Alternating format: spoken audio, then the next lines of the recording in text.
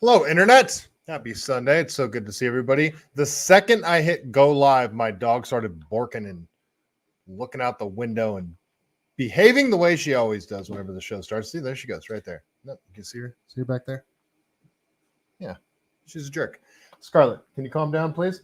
I hope everybody's having a fantastic Sunday. We got a bunch of stuff to get into. All sorts of stuff happened this week. It seems like every week is, it might be because we're leading up to the election, but every week more and more crazy shit is happening. And we got to talk about Diddy the Diddler tonight because that's escalating quickly, it seems.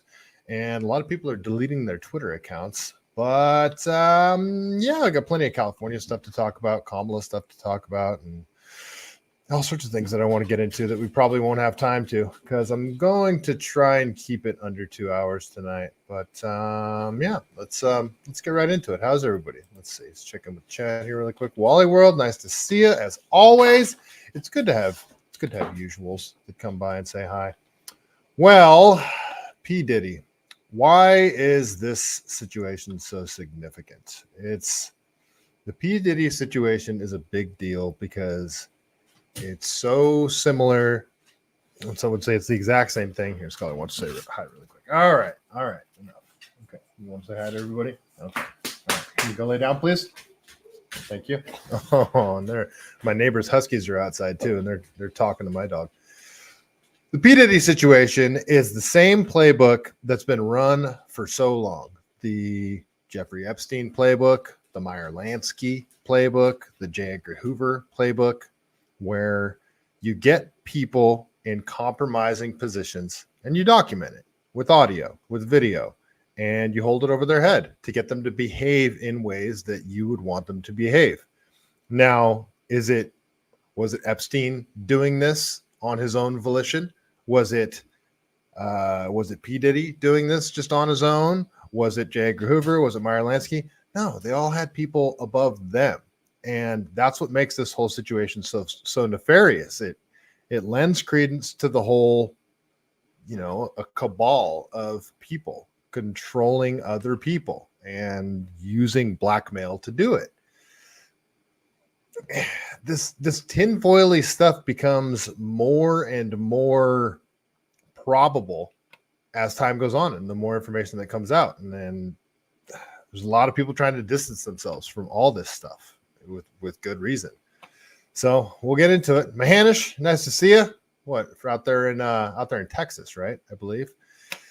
All right, let's start with I don't like to start with the Fox News article, but this is actually a decent one, so that's where we're going to start here. We're going to start with hold on. Of course, I got stuff out of order here. Let's see. We're going to go over to the Vigilant Fox here. Let's see. Yeah, and he's using a clip from Jesse Waters, but that's what we're going to start off with. I'm not a huge fan of Jesse Waters, but he talks about important stuff every now and then. You're visiting Tennessee, the RGS. Nice to see you, man. But back here in California now. Oh, okay. I don't know why I thought you moved to Texas. Let's see. All right, let's talk about P. Diddy and the whole situation because it's getting interesting, and we're gonna go over. I've done 2 episodes on this already because that's how important that I think it is, and I won't try to do the whole show on this one, but we definitely got to talk about it. So. Let's go over to Jesse Waters here and get right into it. Diddy was arrested on sex trafficking and racketeering charges, and the judge denied him bail. Tonight, Primetime's getting an inside look at what Diddy's being accused of. What we learned could bring the whole music industry down and might explain how Diddy got away with it for so long. The feds say Diddy created a criminal enterprise that engaged in sex trafficking, forced labor, kidnapping, arson, bribery, and obstruction of justice. At the center of Diddy's criminal enterprise, drug-fueled sex parties, they're called freak-offs. Diddy lured women into his world and then manipulated them to participate in highly orchestrated sex acts with male prostitutes. Not just women. There was a lot of dude-on-dude action going on. And, I mean, the Meek Mills stuff is – you guys can go listen to that audio on your own if you'd want. Prostitutes, while Diddy watched and pleasured himself. Diddy gave out drugs at the freak-offs to keep victims obedient and compliant. These freak-offs. It's rumored that his butlers had to walk around with fanny packs on, full of every drug that you could possibly imagine. And all the rooms in his house were allegedly wired with cameras and audio to document all of this crazy shit. Could last days. Victims were given IVs to replenish fluids and then keep going. Diddy was known for throwing star-studded parties, but we don't really know who came to the freak-offs. We do know if you didn't freak off with Diddy, there were consequences. Diddy would threaten to kill your career, or worse. If you didn't do what Diddy wanted, he got violent, punching, kicking, and dragging women by their hair. Diddy had complete control over his freak-off victims. He had control of their housing money. He even tracked their location. And Diddy filmed the freak-offs, so he had the video for blackmail. Diddy's freak-offs have been going on for 15 years. That's a lot of tapes. The feds had their hands on all of them. They raided 2 of his homes earlier this year and walked out with his computers. They also seized freak-off supplies, drugs, guns, and more than 1,000 bottles of baby oil and lube. Apparently a whole bunch of dildos too, like almost 400 dildos. That's just what I heard. He also had 2 AR-15s stashed in his bedroom with a serial Those are just lowers, but okay. numbers scratched off. Today, Diddy pled not guilty and offered up $50 million for bail, but the judge denied him. Diddy's staying in jail. The judge said he's concerned about Diddy's substance abuse and anger issues and said he was a flight risk. Diddy's lawyer says he's going to fight. Diddy had a lot of pull in Hollywood and Washington. Remember, Diddy was a Democrat community organizer for years, running the vote or die movement. Diddy's freak-offs were an open secret for insiders. Everybody knew about him. Nobody tried to stop him. This is a lot bigger than Diddy. You can't get away with 15 years of freak-offs without a little help. Did other music moguls get in on Diddy's action? Diddy's the one taking the hit, but this is just the tip of the iceberg. If Diddy flips, he could take the whole music industry down with him. So that's why I called this Diddy didn't kill himself. But why is all this information coming out? Why would the feds actually be going after him if he implicates so many people in a similar way to the way Epstein did? So that's the whole thing that kind of confuses me. But I mean, we know a lot of people that were at his freak off parties, like J-Lo, Jay-Z, probably Beyonce, Leonardo DiCaprio, Ashton Kutcher, whole bunch of who's who celebrities in these white party events that he would hold. These parties where everybody dressed in white, and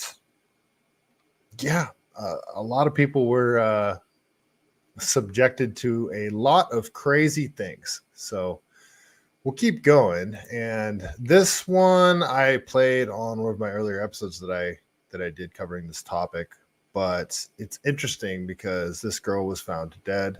I don't know the circumstances around her death, and I don't want to allege it was because of the stuff she was talking about, but it sort of is interesting because she was doing a lot of digging on this. And this is old. This is back from April. And this is when the stuff first came out. Somebody that's doing a ton, that's already done a ton of videos, and he's really gone down the rabbit hole in this whole thing is Ian Carroll, Canceled Cloco, over there he's huge over on TikTok. He's huge on Twitter. He's done a lot of great work on all of this, a lot of digging. And one of the things that he covered that I think is one of the most interesting things, at least what I think is one of the most interesting things, is Diddy's head of security in Miami that everybody is instructed to contact. Well, not just in Miami, in California as well. Everybody's instructed that if they got in trouble with law enforcement when they're, in Miami or in Los Angeles County, that they should contact his head of security. And his head of security was also the head of security for Michael Jackson, even though he was fresh out of college, didn't have any security experience, and he became the head of security for the King of Pop, one of the most popular people on earth at the time. So that's a whole interesting situation. But we won't go down that rabbit hole too much right now. Let's listen to what this lovely young lady has to say here, because it's she covers it in depth, and she gets into a lot of detail. But again, she is no longer with us. And this is a bit of a longer video, but I'm going to play the whole thing. It's 5 minutes. Because my main account is banned, where all of my Diddy blind items from this month are, I'm just going to do all the March 2024 Diddy blind items so we can see the lead up to this. Starting off March 1st, and this is Little Rod, Rodney Jones, Sean Diddy Combs, and this is the male victim that came forward. It's pretty easy to tell that whoever wrote the recent lawsuit against the wannabe rapper / producer reads this website on a pretty regular basis. They even use some of the same clues in their blind items. And I said before, and I'm saying again, no, that's because the blind item has been recording crimes that have been reported to them instead of the police for the past fucking 20 years. And they just corroborate the actual little crimes that, 3 homes got raided for today because of. Okay, this next one's also from March 1st. They call Diddy Mr. Freakoff. Mr. Freakoff isn't the only one who asked for straight men to be delivered to his hotel room when he's in London. Just ask the unlocked blogger, and that's Jason Lee, and the weather boxer, Floyd Mayweather. This British rapper, and that's Giggs, and the socialite with the star in his name, target dealers who want the extra cash, who are sure to be discreet because they have girlfriends. This is why the powerful rapper, and that's 50, is always mocking them, and why they're too afraid to say anything back. He's seen the videos. Okay. This is TD Jakes and Mr. Freakoff. Those closest to the televangelist warned him about being associated with Mr. Freakoff, but he did not listen. Some of the men who claim to have stories about his private life have given him the name General High Booty. So Mr. Freakoff is Diddy, General High Booty is TD Jakes. I'm sure you can do the math on how that got there, that nickname. Sorry, guys, I'm flustered right now. Fucking, this is huge. Young Miami, the girlfriend of the wannabe rapper, who was also named in a very recent lawsuit, has started selling off all of her possessions online. This is from March 4th. It sounds like the wannabe rapper cut her off financially. So Diddy cuts his girlfriend Young Miami off on March 4th. You are like almost exactly 20 days later. That's him. Like I said, he was offloading all of his assets into offshore bank accounts and with his mommy and with his kids. He didn't have any more cash in his bank accounts for Young Miami to get. They were all in the Caymans with the rest of the white collar criminals. Okay, and this is a 2013 blind item that was brought back again on March 4th about Beyonce, Jay-Z. So this is the stuff that I find very interesting, the Beyonce, Jay-Z stuff, because of how close they are to the Obamas. And to me, I'm drawing analogies to the Epstein and the Clintons situation and Diddy to the Obamas. There aren't any straight up links to the Obamas going into these parties or being part of these freak-offs or anything like that. But the lines of separation between Diddy and the Obamas is not very far. I mean, he did promotions for Hillary Clinton when she was running, for Obama when he was running, and everything. But there isn't any direct evidence that Obama was at any of these parties or anything. But we do know there's some rumors and suspicious things surrounding Obama that, Obama might have been into dudes, and that cook that he had happened to be paddleboarding off Martha's Vineyard and then mysteriously drowned in 4 feet of water. But the Obamas and Jay-Z are very close to the Obamas, and they seem to be successfully distancing themselves from this whole situation, and I find that very curious. Kelly Rowland.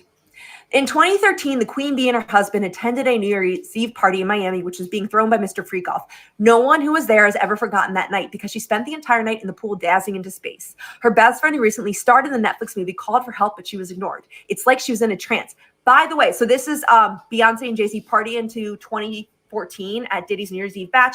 So you can Google that, Diddy's 2013, New Year's Eve bash, obviously bringing in 2014. And you can see in the articles how they had included, had linked Beyonce's Instagram account, and all all of her posts from this 2013 party were removed when I initially reported on this blind item from my main account at the beginning of April. I'm sorry. So Beyonce deleted all that stuff, and now you see people like Pink, Usher, and apparently Megan Fox are all going through and deleting all of their posts on X. And yeah, this whole thing implicates a lot of people. But why? Why? What is the objective? What was the blackmail for? Is it just as simple as Diddy wanted to have power over people in the rap, hip hop, and celebrity world? That doesn't really make any sense. I have to ask, who was Diddy working for? Who was he doing all of this stuff for? And remember, he like shot a guy. I'm pretty sure he killed a guy. I should have pulled this up, but there's a situation where somebody died at his house from a gunshot wound, and nobody was ever charged. There was just no real investigation, and Diddy seemed to have a lot of cover to be able to do a lot of these things. And now all of a sudden the feds are going after him, and the whole situation's weird. It's like they're trying to throw him under the bus because they need a patsy for all this stuff, because maybe somebody else was getting close to being exposed on all of this. That's just my tinfoil brain speculating right there. March. I just find that interesting. Do you guys see how like all of these chips were kind of falling? This is why I'm also so pissed my main's not here anymore, because I had captured this all in real time. And I remember being like, oh, that's weird. All of Beyonce's posts from Diddy's party are fucking gone, and any evidence of her being there are fucking gone. This one aged so well, you guys. So this is about Little Rod, the male victim that filed a lawsuit against Diddy. Publicly, there are more, but they just haven't publicly done anything. And then TD Jakes, General High Beauty. The lawsuit filed by the producer claims Mr. Booty Grabber planned to use the televangelist, so now Diddy is Mr. Booty Grabber in this, use the televangelist to clean up his image after the first lawsuit with the singer. Why was he so sure the televangelist would risk his own reputation to save his? Look no further than the secret recordings and what he knows about his daughter's adoption. Except, listen, TD Jake, save yourself, because you got nothing to clean up. It's been raided. Everything. And finally, Simon Cowell, Sean Diddy Combs, Ryan Seacrest, The Wanted, glad he came. And this is on, by the way, Simon Cowell is rumored to be a notorious harem holder. Kind of like Diddy. The music competition judge / record exec that Simon Cowell is worried that he is next to face the Mr. Freakoff treatment. Okay, so let's raid Simon Cowell's harem next. Not only because of the things he may have done, but because of what he didn't do to protect contestants from the closeted radio exec, and that's Ryan Seacrest, who preyed on them. This same radio exec was behind the formation of the boy band The Wanted, who was glad you came. And that's a really gross pun right there in the blind item. Those are all the March 2024 blind items on Diddy. Probably more to come, I would say. But it all ended with March 25th, 3 of Diddy's homes get raided and 2 of his sons got arrested. Hey, J-Lo, you got anything to say yet? Please don't sing it, though. Yeah, so she's no longer with us. Interesting. All right, well, let's check into the chat here. Shayna, nice to see you. Maddie Bracco, all out there in Campbell. Oh, I go there often. Maddie Bracco, Beyonce is a straight up poster child of Illuminati. Well, yeah. I don't like saying the whole Illuminati word because people's just eyes kind of immediately glaze over and they think of you as a crazy person, but I'm with you. Let's see. Might Obama, Sinclair. Elaborate on that, Maddie Bracco, would you? And nothing will be exposed or happen to these fools. Well, yeah, so that's why I'm thinking they need a patsy. They need somebody to go down for everything but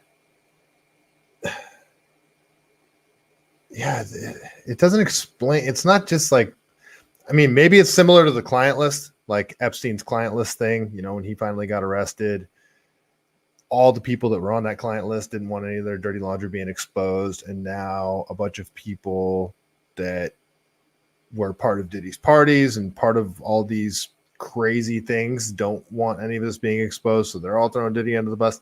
I don't know. I'm just trying to think out loud here, but yeah, let's keep going here. Olympia, nice to see you. RGS over on Rumble. All of Hollywood is culpable.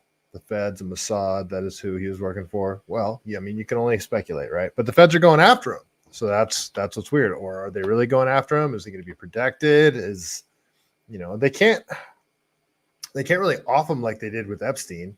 I mean, it'd be a little obvious at this point, wouldn't it? I mean, I don't know. The whole situation is interesting, and it's gonna. Hopefully, more stuff comes out, and hopefully, we can get to the bottom of all this. But I doubt it. I don't expect that to happen. All right, let's keep going here. So, one of the biggest celebrities that sticks out with this whole thing, well, two of them are Usher and Justin Bieber, because Justin Bieber was groomed straight up by Diddy, by all of Hollywood, and I mean, some of the stuff.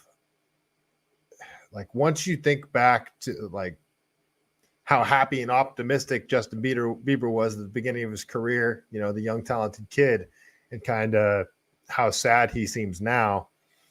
I don't know. It's looking at it through this lens is, I mean, it definitely makes you feel for the kid. So this is a clip that I posted like, I don't know, this is way back in March. And it got like 2 million views because this is when the Diddy stuff first started coming out. And this is from this special that P. Diddy did with Justin Bieber called like the 48 hours with something about 48 hours with P. Diddy. And Justin Bieber spent 48 hours with P. Diddy.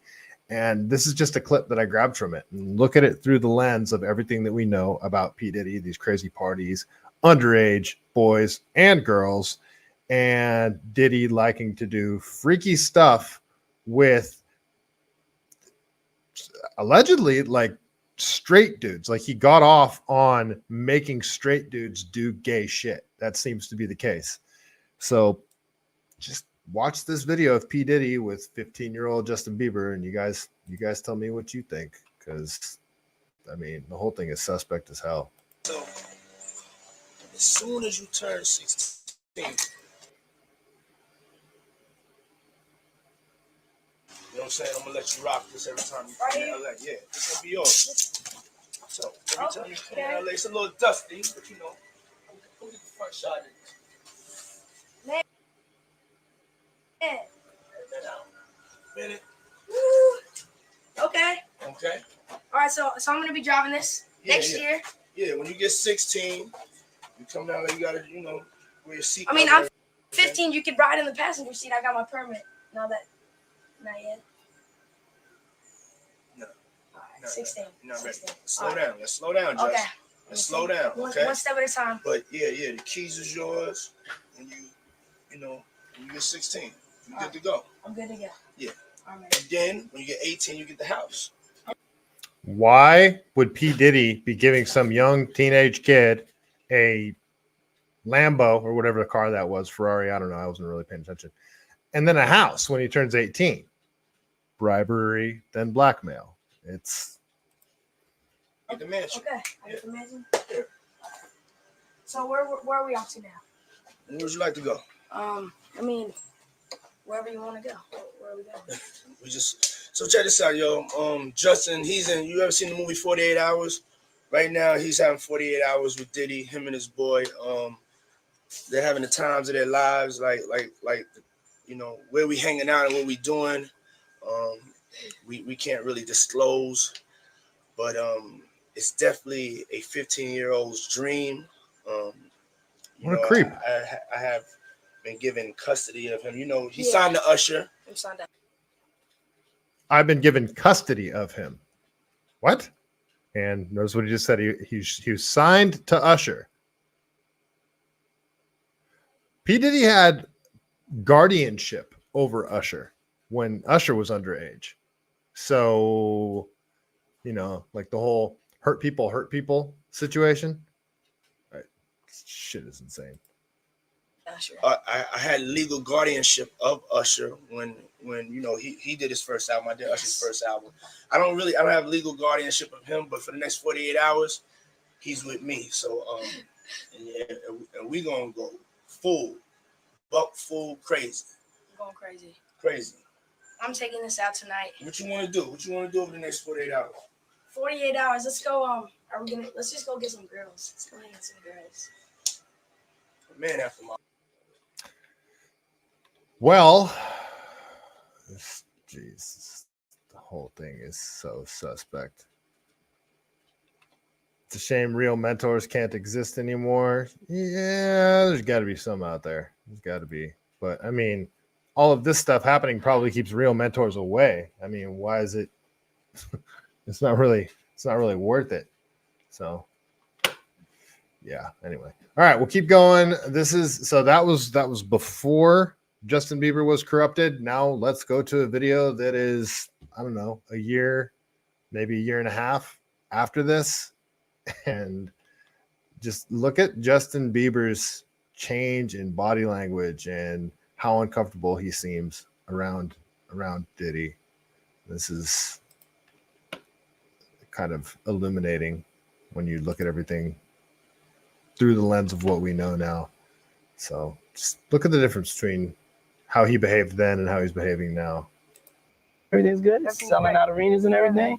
Starting to act different, huh? You ain't been calling me and hanging out the way we used to hang out. I wonder why. Well, I mean, you try to get in contact with me, through all my, partners and whatnot. Mm-hmm. But you never really got my number, so. Right. Okay. My number? Yeah.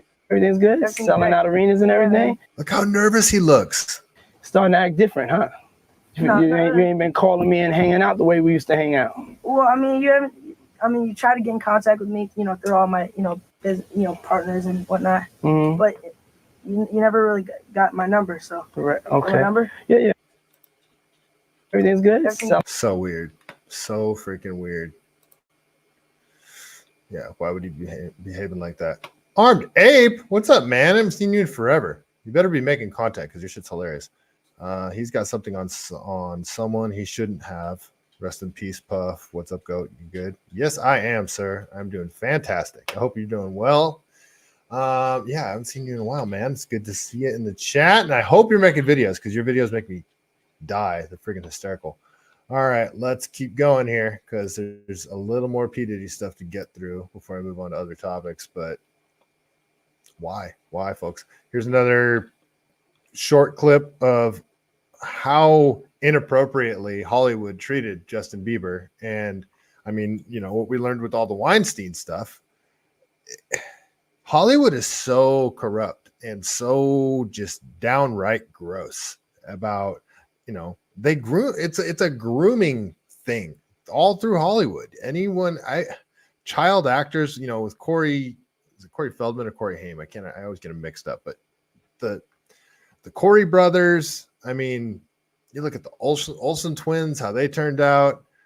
I mean, yeah, whole situation's weird. Just look at how, and somebody that deleted their all their posts on X, this is one of them, Pink. This is where it starts off with, and just look at how inappropriately everybody in Hollywood treats Justin Bieber.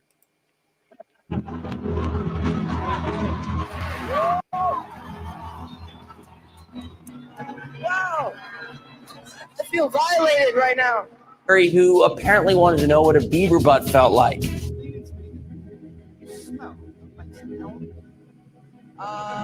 Thank you. How old are you? I'm 16. I'll be 17 in like 2 weeks. Never remember smelling that good at 16. That was bad. Wow, you're right. And what music do you listen to?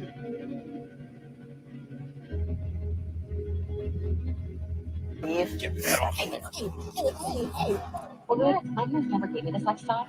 Okay. So why don't you give me the sex talk? I feel uncomfortable right now. Oh. Why do you want to know the sex talk from a 15-year-old boy? That's pretty weird. You make French girl. Oh, yeah. Really weird question. And he'll just name my mom right there. Things on blast, You want to say it again? You have beautiful lips. Oh, thank you, man. Thank you, bro. You have great lips. Thank you. Just wear comments. Yeah, serious. I want to protect her, I don't want her to go through anything I went through. Oh, this whole thing is sort of makes you feel bad for the Biebs.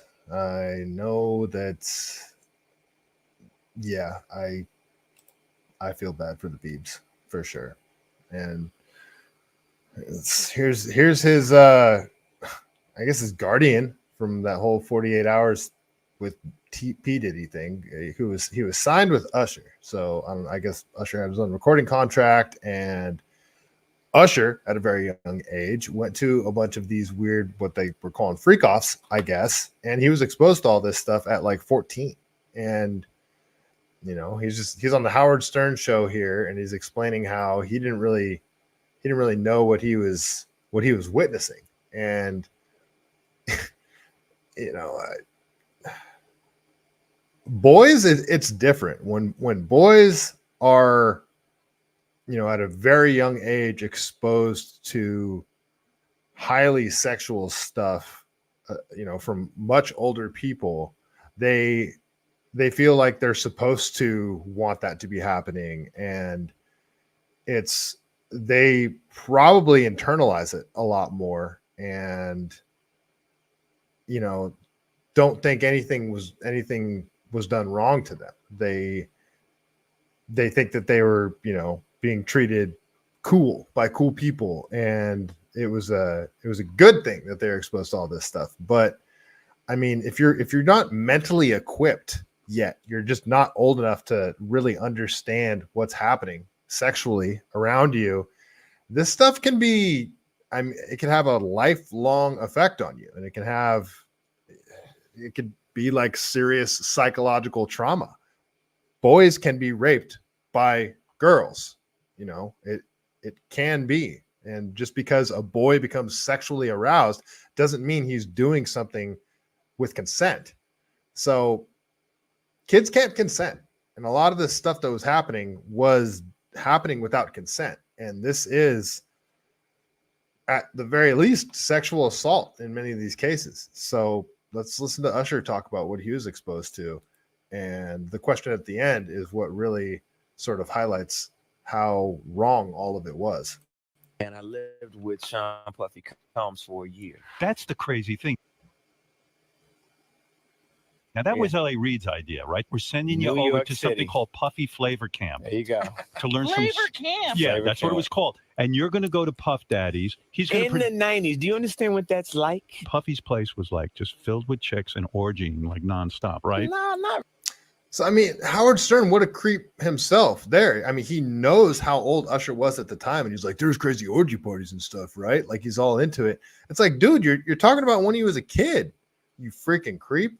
Really? I mean, but hey, it was curious. I got a chance to see some things. Yeah, but you were 13. What were you saying? I went there to see the lifestyle. So he just says you were 13, where a second before he was asking him, like, hey, there's a bunch of crazy orgies and stuff, right? Like, are you not connecting how those two things shouldn't be happening at age 13? Howard Stern is a freaking weirdo, and it makes you wonder what they have, what blackmail they have on Stern with all the crazy shit he's saying now. Even though he seems like a true believer, like the COVID shit and the vote blue no matter who shit. He seems just completely bought into all the insane shit, like Mark Ruffalo. But he's also a creep. He's a straight up scumbag. Right. And I saw it. And it was but I don't know if I could indulge and understand what I was even looking at. It was pretty wild.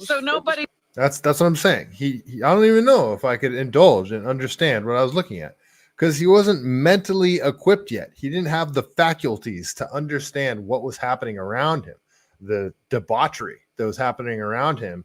And if that was his first exposure to sexual experiences, that can mess a kid up. Thinking that's the way it's supposed to be. The whole thing is twisted. And then he puts Bieber in the hands of this predator. And that's what P. Diddy was a predator, straight up. And the saying, hurt people hurt people. he tried to, some woman didn't come along. I ain't say that. Okay. I didn't say that. What I did say is that there were very curious things taking place, and I didn't necessarily understand it. Biggie Smalls was there. Biggie Smalls was there. Lil' Kim, Craig Mack. All these people are hanging around. Yeah, man. Faith Evans, And your parents Jodeci, were Mary J. okay? Blige. They ain't know nothing about this shit. Oh. I was having a good time. You know what I mean? Does he have you doing any chores? Are you doing dishes at all? I mean, to keep you humble somewhat, or are you just like, can you stay up till 4 a.m. with them and party? I mean, I could. I actually stayed up longer than them. And do you have money? What's going on? I mean, I had like per diem. You know, I had like, What like a living. life. Yeah, it's pretty crazy. 14 years old. You're a dad now. Would you ever send your kid to Puffy camp? Hell no. And what you sent Bieber there, essentially. So, he knows what was happening was wrong, and he wouldn't send his kids to it, but apparently it was cool for Bieber to go when he was a kid. Okay. All right. So this is from Shipwreck Show, and she's actually, I forgot to follow her earlier. She was recommended by Ian Carroll, so definitely have to check out what she has to say here. But she says Usher and Pink both delete all their ex posts in light of the P. Diddy arrest. We're about to find out exactly why Elon Musk bought Twitter. Twitter is both a social media company and a crime scene. That's what Elon Musk said back in like 2022, I think. So let's see what she has to say. Ooh, they're running. Twitter is both a social media company and a crime scene. He first posted it back in 2022, and then he reposted it in September of 2024. Last night, Usher had gone through and deleted all of his posts off of X. Now this morning, Pink, the singer, the one who hates Donald Trump, and she's like, fuck you if you vote for that lady, also deleted all of her social media except for 2 reposts. Earlier, she had over 4,300 posts, and now the only posts remaining in her feed are 2 reposts from 2016 and 2017. You remember the first person in that video that molested Justin Bieber on stage? Well, that was Pink when she was like 40 and he was like 16. No, one of those reposts is from Keith Olbermann, who is the worst. He's just the fucking worst. And then her second repost is about the Dixie Chicks. So both are political, which is interesting. She deleted all the ones about her music. She deleted all the ones about her upcoming album. Why would she do that? But leave 2 reposts that are political. And then I went and I tried to find like pictures of Pink and P. Diddy or something, but all you can find is the stuff that was Pink that was found in P. Diddy's house. And talk about it here, go look it up and you'll see what I'm talking about. But I did go to Threads on Instagram, which is whatever. It's like Instagram's X or Twitter. And I found this thread, and this is from a Hollywood producer that worked with Pink on her song Misunderstood. And he stated, I went to Diddy's house one time with Pink for an after party after a very popular club. We frequented it. My instinct told me to leave, although I really wanted to stay. I felt vibes like something was creepy was about to happen, yada, yada, yada. Lots of stories. He has no reason to embellish the truth. With that said, he's glad he never stayed because a lot of you who were mega producers and artists back then, that took the bait and now have to deal with the truth, the fallout. He was also on the Kelly Clarkson show, and his name is Damian Elliott. Twitter is both a social media company and a crime scene. I think you're about to find out one of the main reasons that Elon Musk had bought Twitter back when he did. Because Twitter 1.0 had come under fire for a whole lot of things, from soliciting minors in DMs to different posts that were made about things that people would do to minors, adults would do. I mean, there was some stuff, and he has it all. Elon? I don't think Elon bought Twitter because of any of this stuff, but I mean, I could be way wrong. But I mean, remember what the reason the straw that broke the camel's back for Elon was some Babylon Bee post. Babylon Bee got suspended for doing some sort of satire, and that was like the final straw for Elon. And that's when he decided to first buy like a controlling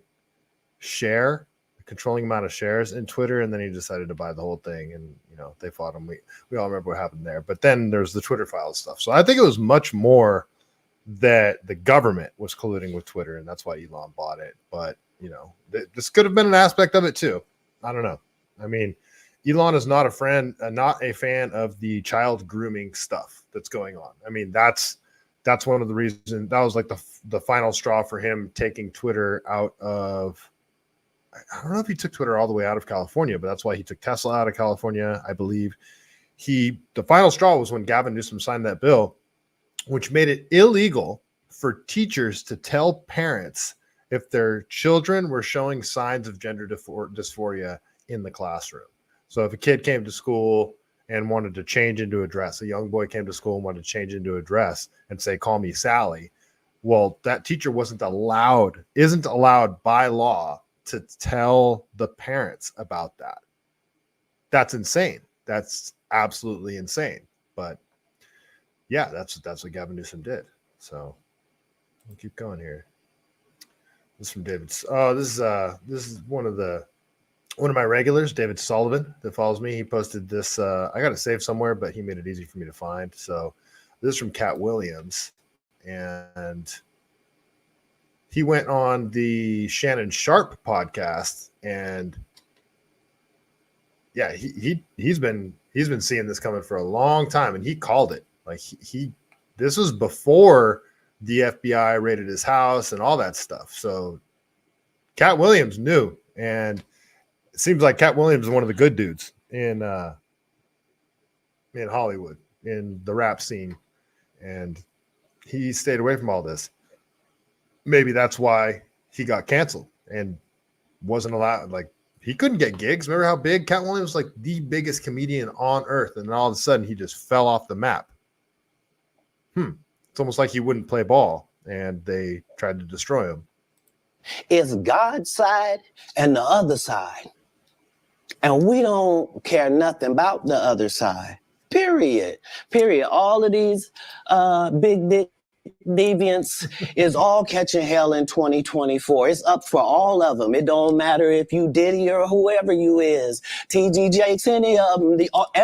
All lies will be exposed. That's all. And anyone who takes that the wrong way, know why they take it the wrong way.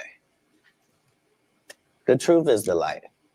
I need to have another one of these. Amen, amen. Gee. I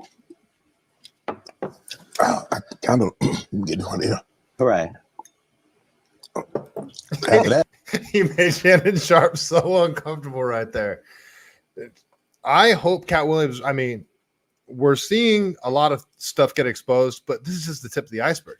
Much like the Epstein client list. Who were all these other people? What exactly were happening? What was the reason behind it? Who was Diddy working for? I know RGS, we already got our suspicions of who P. Diddy was working for. Same people Epstein was working for. But what was the goal behind it? Well, goal is to control the narrative. That's how important the narrative is. That's how important pushing a certain acceptable line of thinking is. They don't want people asking the wrong questions. They don't want people looking behind the curtain. So they have to present a certain narrative, and people have to parrot that narrative, especially people that get to see behind the curtain. And if they talk, it's going to ruin things for them. So how do they control them? How do they control people from talking? How do they control so many people from talking about the crazy shit that they do and what the real agenda is? Blackmail. They get individual blackmail on each individual person, things that they'll hold over their head and say, look, if you don't toe the line and portray the certain narrative that we want you to portray, this is going to leak out about you.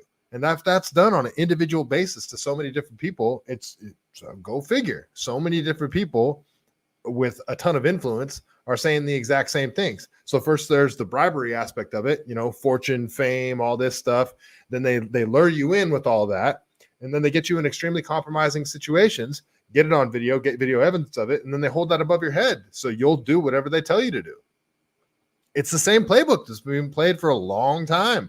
Again, Meyer Lansky, J. Edgar Hoover, Jeffrey Epstein, now Diddy. It's the exact same playbook. But why? And I don't really kind of know where to go. Let me one more time. Right. We good now? Because the people want to know, why would he get blackballed? Yeah, because in 30 years, I've done nothing but collect information, knowledge, and your secrets. So if you and a man was in a corner doing something you wasn't supposed to be doing, you will tell it. No, somebody come to tell me. Okay. I gather that. I value that. I'll pay for that. Come, tell me. I know so many things I should know, and they all know it. But he didn't participate in these freak offs. He didn't put himself in compromising situations. So Cat Williams is probably keeping his mouth shut because they know that if they can't bribe you, they can't blackmail you, then they'll get rid of you. I mean, that's the other way to shut someone up, right?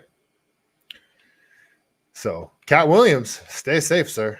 You please stay safe. Let's keep going here. Terry Wallace, nice to see you. Yes, Terry Wallace. Armed Ape makes videos, and they are hilarious, especially if you like firearms. That's rumor. Bro, look at him now. He got 1,000 yard stare. Who are you talking about? You talking about Bieber? You talking about Bieber, Usher, or Cat Williams? Cat Williams don't got 1,000 yard stare. He's Cat Williams is very what's the word? Like driven. Seems like he's on a mission. Let's see here. First shot. Nice to see you. Maybe that's why Dave Chappelle went crazy a while back. Did he go crazy, or did they just think did they just want you to think that he went crazy? Like, what did Dave Chappelle do that was really so crazy? Armed Ape Bieber? Yeah. Oh, yeah. He does have that 1,000 yard stare for sure. Like, he looks straight up traumatized. First shot, Honeypot Indeed. Oh, first shot. You're over on both Rumble and and YouTube. Right on. Yeah, Cat is smart as fuck. His Joe Rogan episode was awesome. I like Cat Williams a lot, and he's hilarious too. He's like absolutely hilarious. All right, let's keep going. Okay, cool. I am making decent time. I only wanted to cover this for about an hour, so let's keep going here. So this is like another person that didn't really toe the line. And okay, so they made they tried to cancel Dave Chappelle, they tried to cancel Cat Williams. They haven't canceled. Kanye is uncancelable, but they tried to. He can't play at tons of different venues. They won't allow him to play at any of these venues. And then there's that Canadian like physical trainer guy that, you know, there's the text messages of him threatening Kanye to basically shut up or he's gonna drug him again. And then there's an interview of him where he's doing an interview and talking about how he used to work for like Canadian intelligence, and his job was to work with different types of drugs to get people to basically do things but be unconscious of the fact that they're doing these things. So they'll be able to function, they'll be fully seemingly lucid and everything, but they'll have no recollection of what they've done after the fact, almost like a dream, like they're doing things in a dream. Well, that same guy happened to become Kanye West's personal trainer, some would say handler, and he threatened Kanye, and Kanye was institutionalized. He's been sort of weird a little bit ever since, and well, he's still he's still highly influential, and he's definitely still talking. He hasn't shut up. So here's Kanye on what is this, the Revolt podcast, I guess this is what it is. And the Kardashians kidnapped my daughter in public, and I didn't have the address of my child. None of these niggas that want to say something Travis now. Gave you the address, though, right? Travis gave me the address. Right. But as far as Meek Mills, Puff Daddy, whoever, none of these niggas, all you fake hard niggas, fuck you. Hold on. Okay. All you fake hard niggas, fuck you. Right. You know what I'm saying? Right. I don't give a fuck because you can't shoot nobody anyway. And the reason why you got to talk is because you did a deal, you fucking fed. You know what I'm saying? That's why you got to come at me, because part of the deal for you to be able to do all that and get out of jail is that you promise that you're going to go pull my co-car. So y'all niggas shut the fuck up about me. Now let me say it calm. You niggas shut the fuck up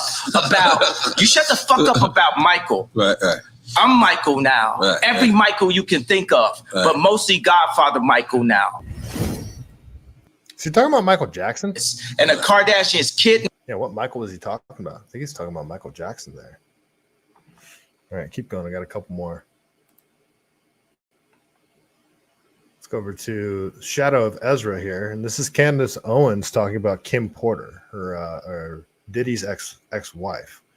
Let's see. Or mother of one of his children. I don't think they were married, but Shadow of Ezra says, Kim Porter, Diddy's assistant and mother of his children, allegedly stumbled across copies of sex tapes featuring Diddy and young girls hidden in his vault. Porter reportedly made copies of these tapes to protect herself, claiming they contained things that she never could have imagined.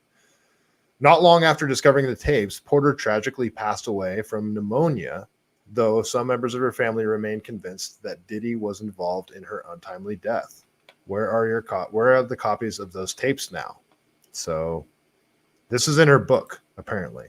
Kim Porter's book that she wrote, her biography. All right, let's keep going here. This is Candace Owens talking about it. In the book, Porter allegedly recounts discovering and making copies of the sex tapes that Diddy made of himself having sex with young boys that he was managing, including an alleged tape involving an 18-year-old pop star who went on to become a household name. Porter alleges that when she discovered those videotapes of Sean and his sexual encounters in the bedroom in this vault, she made copies of them as protection for herself, realized that this is a very dangerous situation. I'm going to make copies for protection for myself, and included it as a part of her plan to leave him. But the memoir says that when she watched back the tapes, she was so shocked because there were things, quote, some of the tapes had things I would have never expected. The gay parties are one thing, but the young boys, like the two hip hop stars formerly managed by Diddy and the then 18-year-old pop star, I would have never known. So again, going back to the control and the narrative thing, a lot of people talk about how when hip hop first started off, like rap first started off, it was much more of a positive message. It was, it wasn't talking about drugs and promiscuity, pimps and hoes and all that crap and guns and violence and all that stuff. It wasn't talking about all that stuff. It was much more positive. It was just more kind of music, and allegedly there's a lot of people that say that, I mean, it sounds tinfoily, but they say that the CIA infiltrated the rap scene and they wanted them to start promoting, ideas and behaviors that would be detrimental to the Black community, would break up the family unit and, contribute to drug use and divorce and all that stuff. And when you look at that idea through the lens of, oh, hey, we know the CIA flooded Black neighborhoods with crack cocaine, around that same time period, around the early 80s, late 70s, when rap and hip hop were first getting going, it really makes you look at all this stuff a little bit differently. Again, who was Diddy working for? Who was Epstein working for? What was the ultimate goal, the agenda? It sucks because we only have like bits and pieces. And, I'm just some dumb tradesman trying to put things together that I find. And so many other people are way more down this rabbit hole than I am. Check out all of Ian Carroll's stuff. Everything he does, super deep dives, and he's way better at this than me. He makes like flow charts and shit that, he does the actual, the meme of the guy with all the stuff on the wall. It's got the strings connected and he looks like a crazy conspiracy theorist. Yeah. Ian Carroll does that in a much more organized fashion. He does it all through, applications and such, and he's good at it. So I highly recommend listening to all of his stuff because he does a lot of good work on this stuff. So, all right, let's keep going here. Armed Ape, Michael Corleone. He thinks is that who he's referring to? He's talking about The Godfather. I get it. Okay. First shot. Yeah, I thought he was talking about Michael Jackson though. NWA were the most positive. Yeah, totally. Let's see. Starts with a C and ends with a A. Canada? Is that what you're talking about? I don't know. All right, let's keep going here. Enough of the P. Diddy stuff, but I mean, I think it's one of the most important things going on right now, personally. I don't know. You guys tell me if you think it's important, but let's jump over to some California stuff because that's what I'm supposed to be talking about on the show. I'm really only supposed to be talking about California stuff on the show, but our world is so crazy. The world that we live in is so insane now. I feel like I have to cover all this other stuff. And I only get a week, or I only get once a week to do it. I need to figure out another way of streaming at least 2 times. I'd like to stream 3 times a week, but it's just so freaking hard for me to go to work. I'm working in San Francisco right now, so my commute's pretty crazy.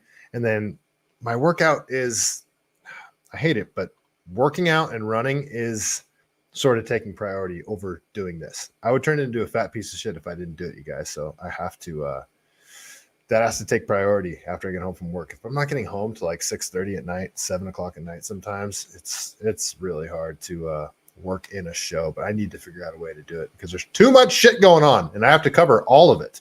All right, let's keep going. Let's go over to Mario Narwhals here over on Twitter. Mario Narfall. I should stop calling him that, especially since he invites me onto his spaces all the time. All right, Mario Narfall, and it's just a quick clip from Elon talking about, why he left California, how amazing California is, and like what made him leave. And it sucks because California is the best state in the country. It's amazing, but it's the worst government in the country. Probably worse than New York, worse than Minnesota. It's an organized crime syndicate, the California government, and they almost make this place unbearable to live in. And that's why so many people, so many organizations are leaving. So let's watch this quick clip from Elon talking about how I don't even want to call them Democrats, but the Democrat Party has rigged California to one-party rule. There's no way to get away from the one-party rule of Democrats in California, and all of them toe the line. All of them. And yeah, here's Elon talking about it. I love living in California, but the problem is you cannot get things done. This is simply a description of fact. And ask anyone who's done a large project in California, how long would it take you to get the approval to proceed and pass CEQA in California for a large project? Oh, 2 years, and you're doing well if you do it in 2 years. And you're going to get a ton of people who's going to sue you just for the hell of it, basically. California's going to need like a crisis to have deregulation and delitigation. The 2 entities that most control the Democratic Party are the unions and secondarily the plaintiff bar, basically the lawyers that sue, especially class action. That's who controls the Democratic Party. Anyone who's familiar with inside baseball of this will agree with me. This is in fact the case, especially in California. So the issue is that the lawyers write the legislation to make it easy to win lawsuits in California, because they funded the election of the officials of the people that got elected are funded by Democrats and lawyers. So then they write the legislation to make it easy to win lawsuits and get gigantic awards because they got the people elected. And you have this sort of and NGOs and unions and the NGOs that are claiming to be helping the homeless situation. They're actually making the homeless situation work. The unions, I'm not going to say all of them, but union leaders like the heads of the union that I was/is in, the International Brotherhood of Electrical Workers, the heads of that union are as corrupt as the California government. And they're not out looking out for the worker. All of the jobs that were like private sector jobs, tenant improvements, things that the private sector was doing, they've evaporated ever since COVID. The vast majority of jobs going on in California that union workers are actually able to get employment at like all of these different projects, the vast majority of them are government projects. It's taxpayer dollars funding the whole thing instead of the actual free market, people buying buildings and doing remodels and improvements on buildings and hiring union workers to do that, which would create way more work. But all of that's kind of dried up because of policy and everybody's fleeing the state. But the government keeps doing projects, like the high-speed rail and all these other random little government projects that they're doing. And those are the not only, but the vast majority of union jobs that are available are all government jobs. That's not pro-worker right there. It's less work. It's less overall work. Anyway, let Elon finish here. This nightmarish circle until there has to be an above 0% chance of a Republican getting elected in California. It has to be above 0%. Otherwise, you have a one-party state. And that's exactly what we have. It's not even just,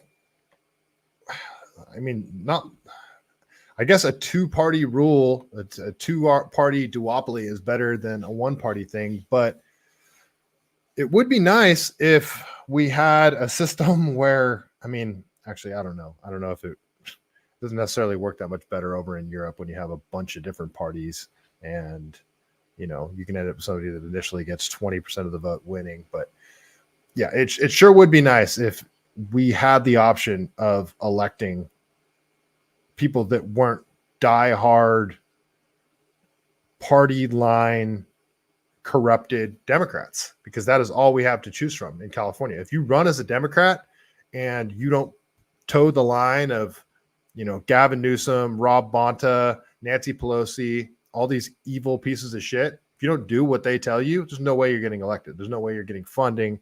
They're gonna ruin you. So California is as corrupt as it gets in terms of state politics, and it's horrible. So one of the things that happened this week is Gavin Newsom's new policy regarding AI. And it is about to get super wild with AI. We're just in the very infancy of, you can already like on Instagram photos that are like, they're doing all these AI females doing, scantily clad pictures. We're already to the point where you're like, is that AI or is that a real person? Like, I can't tell. We're in the very beginning of all this stuff. And, like AI videos, a few years from now, maybe less than a few years from now, it's going to be indiscernible. Like what's real, what's fake, and things are going to get super wild. But that doesn't mean that the government should step in and have the authority to say, no, this is fake, and no, this is real, and you can't share it. And then if you do share it, we're going to go after the tech companies or go after the people that share it legally. Well, that's what Gavin Newsom wants to do. A satire video was made, and it wasn't even AI. It was just using a bunch of, it might have been AI generated Kamala's voice, but I don't think it was. I think it was just splicing together a bunch of different words that she said. But it was just a funny satirical, like fake campaign ad. And I played it a couple of episodes ago, but Elon shared it because it was hilarious. And nobody thought it was real. Nobody thought it was like an actual campaign ad. I guess some freaking morons might have thought it was a campaign ad. But she talks about how she's the ultimate diversity hire. And, she's both black and a female. So if you don't vote for her, you're both racist and sexist. She says stuff like that in there. And it's hysterical. And Elon shared it. And that prompted Gavin Newsom to write legislation around this. We'll have the assembly write legislation around it. Assembly passed it. The state Senate passed it, landed on Gavin Newsom's desk. And then his narcissistic, psychopathic ass goes on stage at some conference and he signs the bills, like 3 different ones on his lap. And this is AB 2655, which forces social media sites to ban election-related memes created with AI. Now, what happens if they don't ban them? And what happens if the government says that's AI and it's actually not AI? It's the same thing as hate speech. It's the same thing as malinformation or misinformation or disinformation. Who determines what is misinformation? Who determines what is hate speech? Who determines what is created with AI and what's real? A couple of years from now, when things are completely indiscernible from what's real and what's fake, how are they going to determine this is AI? They could censor real shit and just say, no, that was AI. I didn't say that, or that didn't happen. So this is a clip of Gavin Newsom on stage signing these bills. He's such a psychopath. He's such a piece of shit. And just everything about him makes my skin crawl. He's even wearing the purple Joker suit in this. He is a comic book villain. Gavin Newsom is absolutely a comic book villain. He is the scum of the earth. There's been a lot of deepfakes out there. There's not a lot of disclosure. There's not a lot of labeling. So among the many AI bills that are on the desk are 3 specific election-related bills. Do you want to sign some laws? I just thought, why waste your time with a politician unless they're going to do something for you? He goes on stage to and his stupid little podcast that he has, and he'll talk to people that he knows are going to agree with him, are going to cheer on everything that he does. But when do you ever see him answering tough questions from the media? Anybody that asks him tough questions will never be allowed back at any of his conferences, his addresses that he gives about new stuff that he's doing. I mean, he gets the most softball questions and he still gets tripped up because of how poorly California is run and how corrupt California is run. They don't ask him like really hard stuff ever. You don't ever hear them being like, hey, do you think you never hear them asking about sanctuary state policies? Like, hey, do you think your policies that make it so local law enforcement can't cooperate with ICE, even when they've arrested an illegal immigrant that did a horrible crime, do you think that might be contributing to people coming to California? And hey, do you think it's a good idea to actually have this giant social safety net for non-United States citizens? Do you think that's a good idea? Do you think that might be incentivizing the problem? You never hear the corporate press asking him any of these super easy questions to ask. They're tough questions for him to answer, super easy for them to ask, and they never do it because they're all in his pocket. They all know that they won't get invited back. The whole Mockingbird media. Let's listen to this psychopath keep talking. Two are signed and 3 are signed. And this is now official. That is now injunctive relief if you do any of those deepfake election misrepresentations. So that's how easy it is to govern. He's such a scumbag. I don't hate a lot of people. Like, I try to say I don't hate anybody, but I hate Gavin Newsom. I hate him.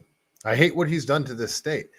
Since I was a kid, since I graduated high school, he's a cancer on this state. He started in San Francisco back in the early 2000s. And before he was mayor of San Francisco, at 14 years old, I would take the train to go spend the weekend with my buddy Lauren, and we'd go all over the city skateboarding, and it was much safer then. Much safer. There's no way parents would allow their kids to do that now. San Francisco is, I go there almost every day now, and it actually does seem to be getting better. The economy seems to be picking up. Construction seems like it's starting to pick up again, and the nightlife seems to be coming back a little bit, but you still have the huge underlying problems of it's decriminalized to steal $950 or less from a retail store. That it's still decriminalized for people to shoot up or shoot up heavy drugs on the streets. It's they won't go after the drug dealers. All of these things, and the late night market in the Tenderloin, it's like a flea market of junkies. It's insane. It's all those goods that they stole from retail stores for $950 or less, and it's just a misdemeanor, so they just get to keep it.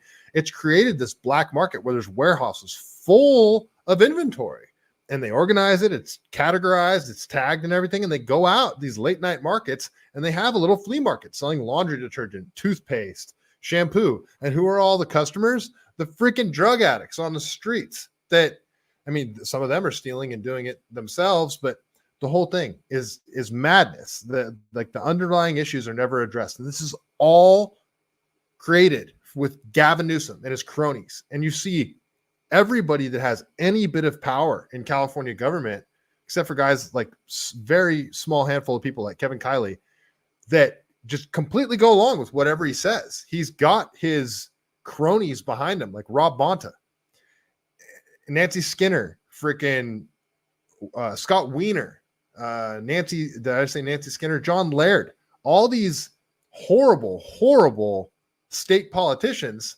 that, I mean, they're destroying California. And I don't know what they have to understand what they're doing. They're destroying the middle class. Everybody's leaving. Things are completely unaffordable, even more than they are in the rest of the country. So it's, you got Bidenomics and then you got Gavinomics compounding it. The gas taxes, like gas is so much more expensive here. Everything is so much more expensive here. He's such a piece of shit. He gets me worked up. Sorry, guys. I get triggered. Gavin Newsom is such a horrible piece of shit. So, and here's another thing that they're talking about doing. Here, let me check the chat really quick before I go off on another rant. Let's see.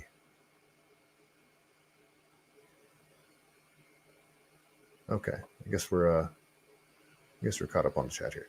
All right, let's keep going. Let me go back. So this is something else that they're talking about doing in California. Remember, Gavin Newsom just vetoed a bill that would have allowed illegal immigrants to be eligible for first-time homeowner loans, state-backed first-time homeowner loans up to $150,000 on a down payment. They're going to make that a thing. They're going to really wrap your brain around that. Really think about that for a second. They were going to make it, not only were they going to make it legal for illegal immigrants to be here and then buy a home, they were going to give them money to do it. And to make it even worse, you weren't eligible for the program if your parents ever owned a home in California. So my parents, who owned a home in California, and they bought the home in the late 80s, and they sold it in 1995, right before the dot-com boom.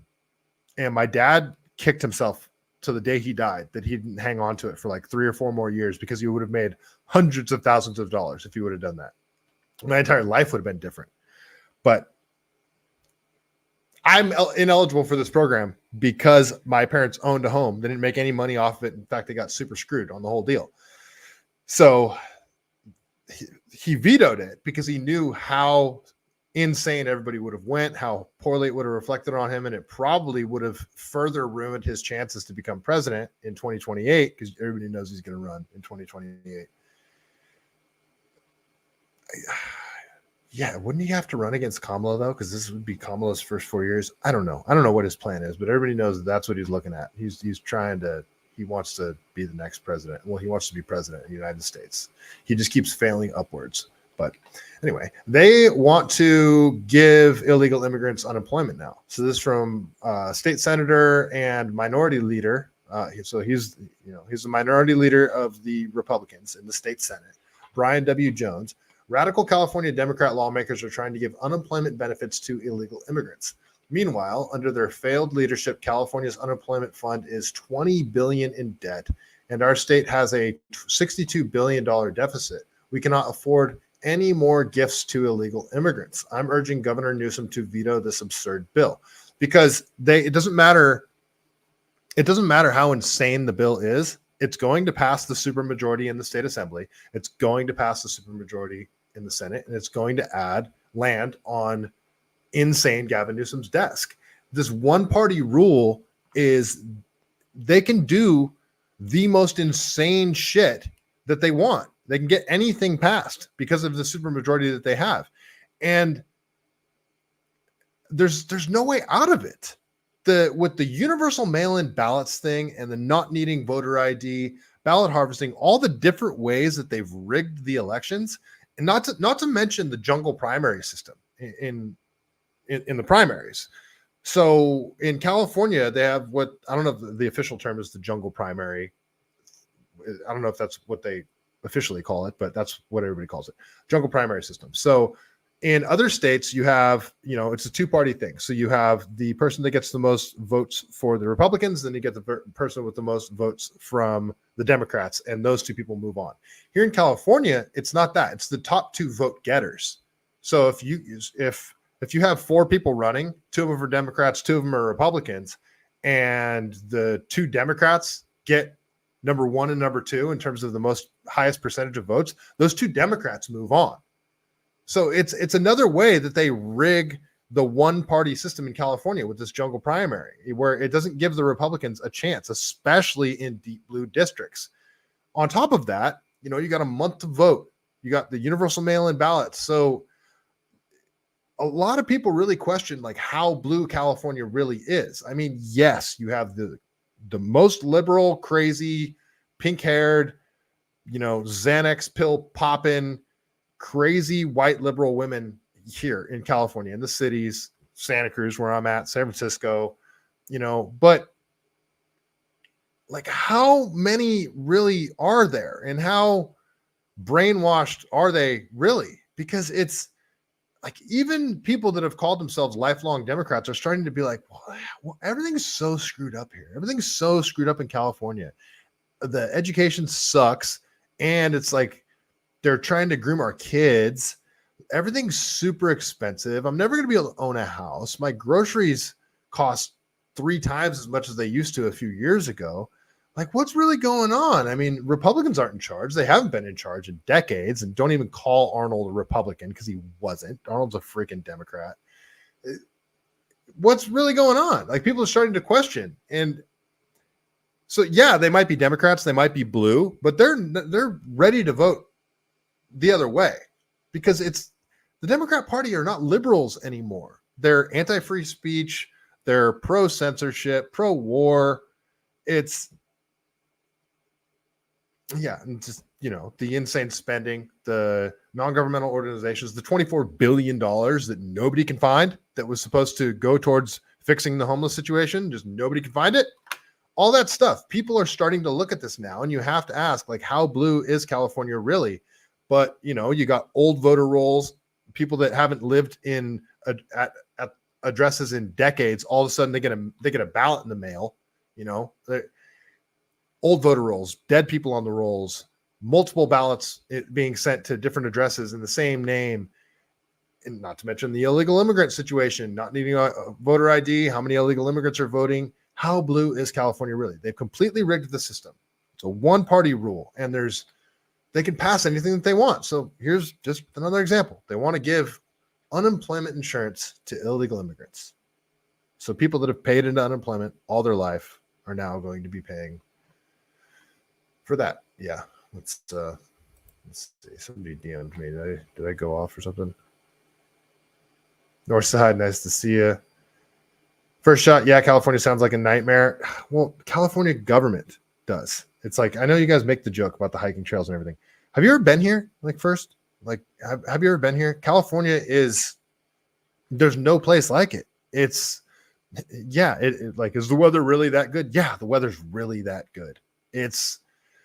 And yes, the trails, the nature, Yosemite, everything is really that good. Redwood trees. I live in a magical forest. These redwood trees do something to you. You can go snowboarding and surfing and mountain biking all in the same day. It's amazing here. So just California government's doing everything they can to freaking ruin it.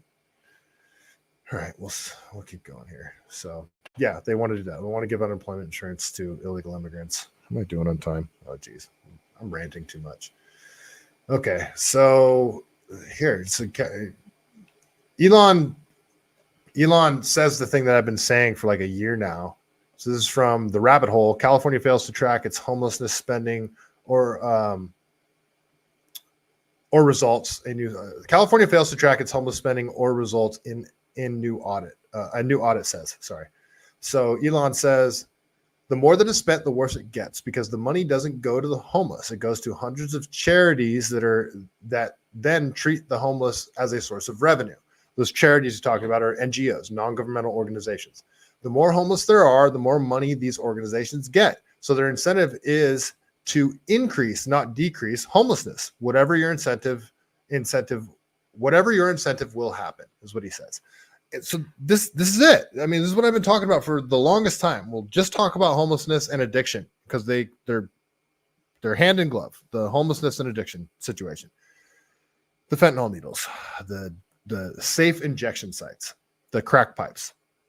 Like, some people don't believe it's happening because it's so insane, but the government, through these non-governmental organizations, quite literally hand out fentanyl needles and crack pipes and all the other paraphernalia you need to do the drugs on the streets. And they allow them to do the drugs on the streets. Cop will just walk right by. They won't do anything about it.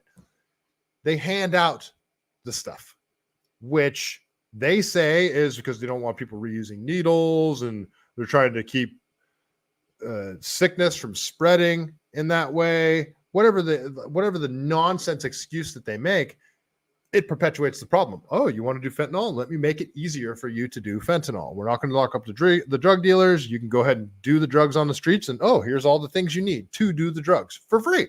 It's all funded by the taxpayer. Well, these non-governmental organizations need the homeless and the addiction situation to exist to justify their own existence. The leaders of these organizations make hundreds of thousands of dollars a year, and they prop themselves up in society as these do-gooders, these do-gooder CEOs that want to,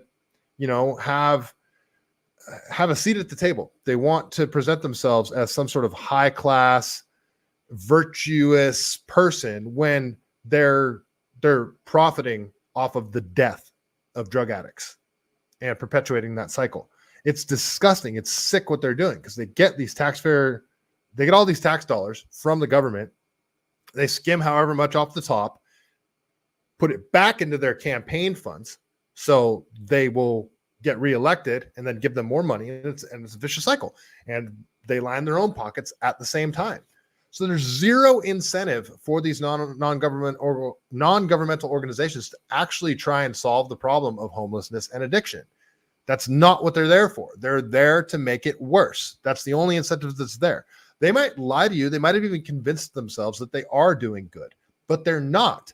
They are doing evil. They are doing straight up evil. And whether they are aware of it or not, they are evil.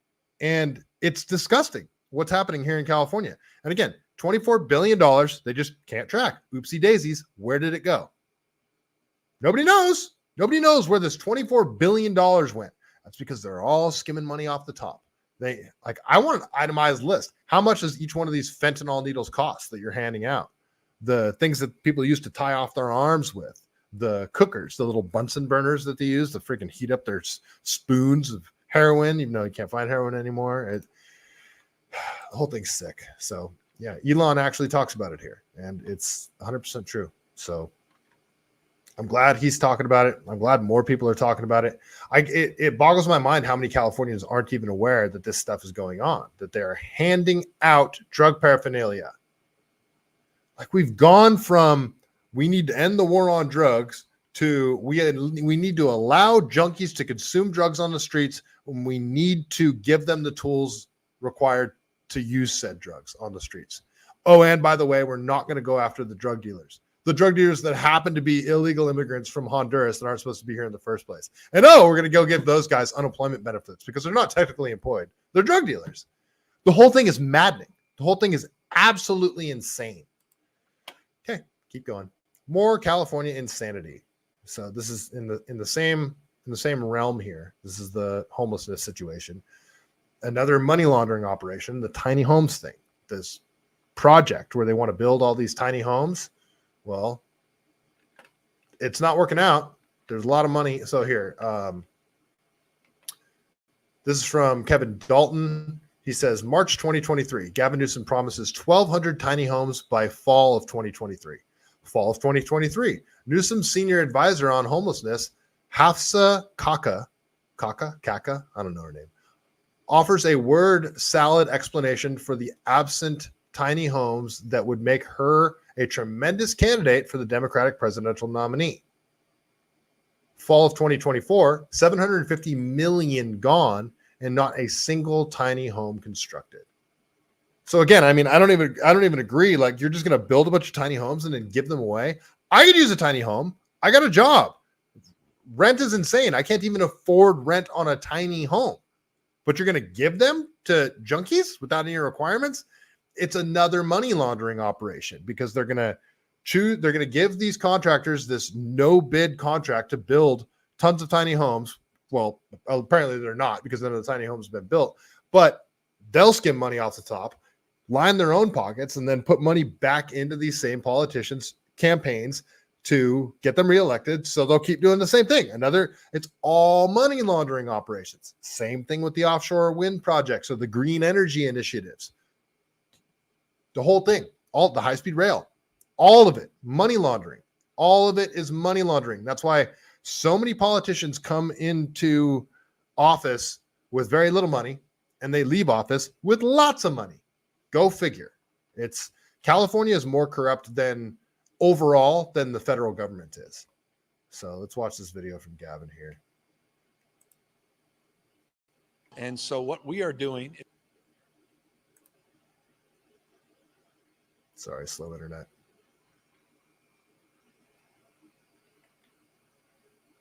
All right, let's listen to corrupt Gavin talk about his tiny home project.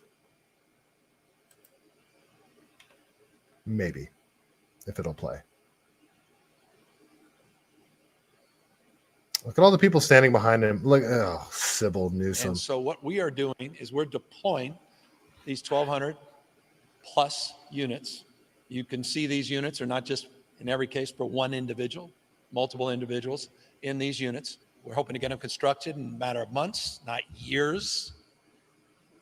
I wanted to say the summer. My staff said press will attack us if we fall short. So we're saying the fall of 2023. It's the fall of 2024 now. Okay. And so what we are doing is let's fast forward. Let's fast forward now to the fall of 2023. And what's the explanation for why not a single tiny home has been built? When it comes to projects like this, it's just not overnight. You have a whole process that you go through. And what we're doing is we're aiming to streamline the process so that we could quickly and expeditiously get projects going, but also make it safe and right and quality. People deserve dignity in the space that they're in. So that is the answer. Thank you. So, but on that note then, I mean, the governor didn't say the tiny homes were coming overnight. He said they were coming this fall or by this fall. And now it's mid-2024 in October. I mean, yeah, I mean, what's the holdup, I guess, then? So I actually went ahead and explained that already. There was actually progress being made. There's no holdup. We've been continuing the momentum, as I mentioned, that we went ahead and we passed legislation to make it more flexible, to streamline. That's not a holdup. That's progress. We also went ahead and created a procurement process, which essentially makes locals it easier to help get this going. Again, that's not a holdup. That's progress. And later this month, we anticipate finalizing a contract for the state and making locals the purchase easier. So again, that's not a holdup. That's progress. When it comes, it's gaslighting. It's nothing but gaslighting. Hey, why aren't the tiny homes built yet? Oh, because it can't happen overnight. Well, Gavin didn't say it was going to happen overnight. Yes, he did. Sorry, I screwed that up. But it's the most frustrating thing in the world, listening to these people lie straight to your face when you know. Like the whole project's stupid on its face anyway. You're going to take a ton of money, pour it into tiny homes, and then just give them to drug addicted people on the streets. That's a dumb idea right off the bat, but you're not even doing the project. You're not even doing the dumb idea. It's just lip service. The whole thing's so frustrating. Welcome to California, folks. Okay. Let's keep going here.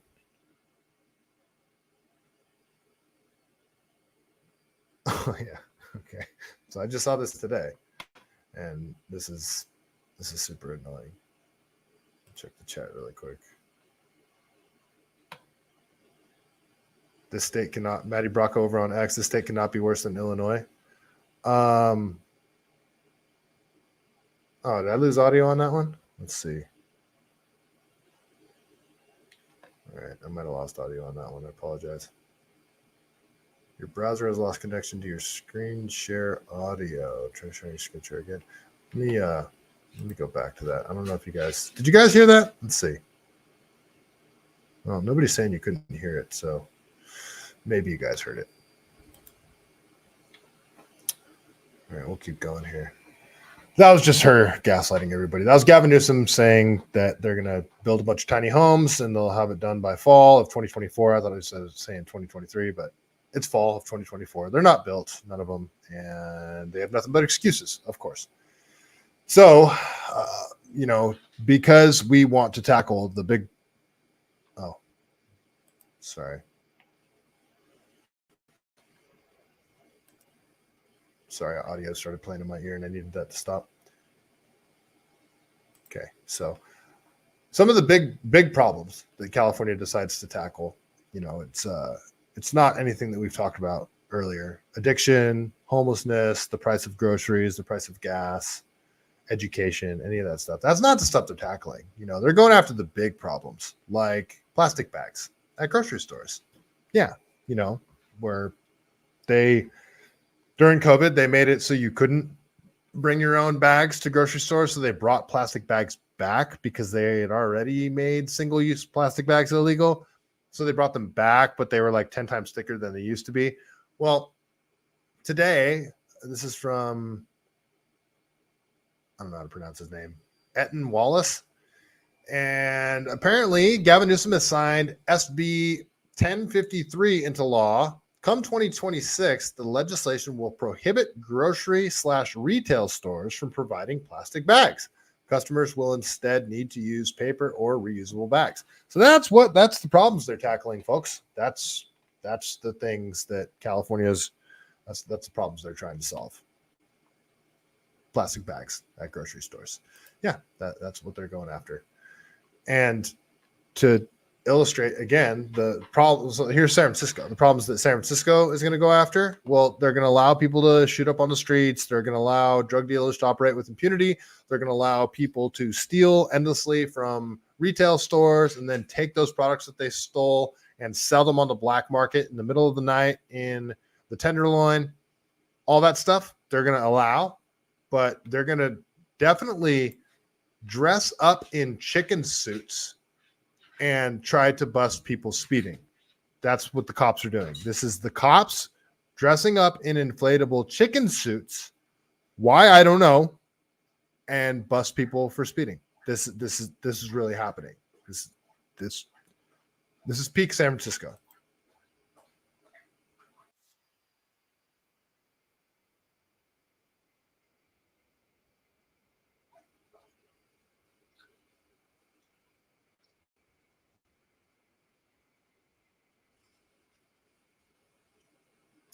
That's the priorities of the SFPD. People are getting mugged. People are shooting up on the streets. People are dealing drugs on the streets, hard drugs on the streets. People are stealing from retail stores. Cars are getting broken into. Houses are getting broken into. They're dressing up in chicken suits and busting people for speeding. That's where their priorities are. The things that they allow to happen in public versus the laws they actually try to enforce. This is the prime example of anarcho-tyranny. They're only going to go after the crimes of people that can put money back into the box, that can help fund all of their nonsense. That's why the only police departments that haven't really been defunded are the highway patrol, because the highway patrol busts tons of people and gives people tickets. Because you're going to pay your ticket if you're driving to work and you don't pay and you get a ticket and you don't pay it, they're going to suspend your license. So you have to pay the ticket. That's what they go after. Oh, homeless people and junkies don't have any. They're not going to pay their tickets. They're not going to put money back in the box. So that's where San Francisco's priorities are. And it's like that all throughout California. They're only going to enforce the laws that they know will extract money from the middle class and the lower middle class, the working class. That's the laws that they're going to try to enforce in California. And this isn't California, this is New York, but it's the same situation. It's the same freaking thing. So New York is just as lawless. New York City is just as lawless or anarcho-tyranny as California. So this is what they're doing over in New York. I guess to enforce parking, they're putting these giant suction cup, they call them barnacles, over the windshields on cars. So the NYPD is using barnacles to combat illegal parking. They are commercial grade suction cups that latch onto the glass with 1,000 pound of force, making forcible removal next to impossible. Well, challenge accepted, I'm sure, from some New Yorkers. So this is what it looks like.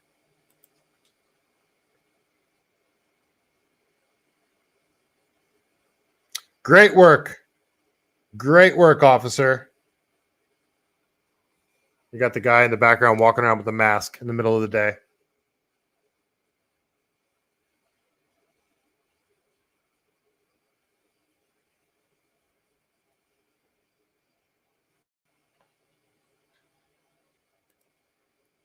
I wonder how well that thing would work if you coated your windshield in some sort of oil. Wouldn't be able to get any suction. Just a thought. Just a thought. Okay, let's keep going here. Jeez, I think that's enough. Not even that last one was New York. That's something that San Francisco would do too. San Francisco still has the insane parking enforcement. They tow cars so fast if you park in the wrong spot in San Francisco. It's infuriating. I got my van towed in San Francisco one time, and it cost me $750 to get it out. My work van, while I was at work, got it towed because some areas in San Francisco, it's impossible to figure out if you're actually allowed to park there or not. You know, they'll have signs that'll say commercial vehicle parking only between the hours of 9 a.m. and 7 p.m. on every other leap year, Wednesdays of every other leap year, except when they do street sweeping on these hours. It's like you need a cipher to figure out where you're allowed to park in some areas in San Francisco. They paint the curb yellow, gray, red, like all these different colors. It's impossible, especially if you're not from San Francisco. It's impossible to figure out where you're allowed to park. And they'll just tow your shit. They'll just tow your shit, take it down to the impound, and that's its own organized crime racket. The whole impound thing. It's infuriating. And the little 3-wheel cart people that ride around writing everybody tickets, they're some of the worst human beings on earth. The people that just, that's their only job, is to go around and look at cars that are parked, 10 minutes past their meter expiring and give them tickets right next to the guy that's shooting up heroin in a tent on the sidewalk.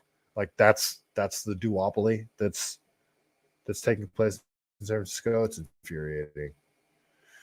All right, keep going here. Let's see.